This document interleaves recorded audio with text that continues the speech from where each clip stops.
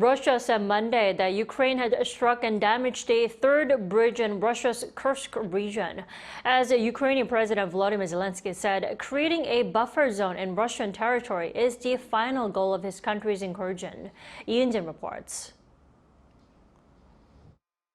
Russia confirmed Monday that Ukraine has attacked and damaged a third bridge located along the Seym River in the Kursk region. Ukraine has yet to comment on the strike, but 2 bridges were already strategically targeted and destroyed within the past week, with military analysts saying they were part of critical supply lines for Russian troops defending the area. It's been 2 weeks since Ukrainian forces began a shock incursion into Russia's western region, an operation that President Volodymyr Zelenskyy says is achieving Kyiv's objectives, which include wearing down Russian forces and carving out a buffer zone. Zelenskyy added that his troops were unleashing what he described as maximum counteroffensive actions.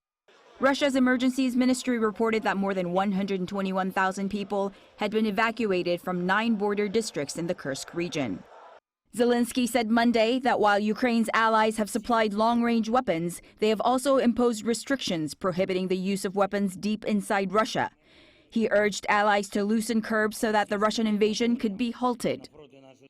If partners removed all existing restrictions on the use of weapons on Russian territory, we would not need physical entry, particularly into the Kursk region, to protect our Ukrainian citizens in the border area and destroy Russia's potential for aggression.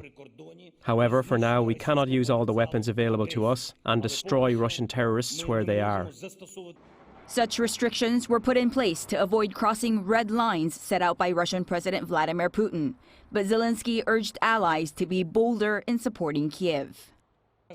We are now experiencing an extremely important ideological shift, namely the entire naive, illusory concept of so-called red lines regarding Russia, which dominated the assessment of the war by some of our partners.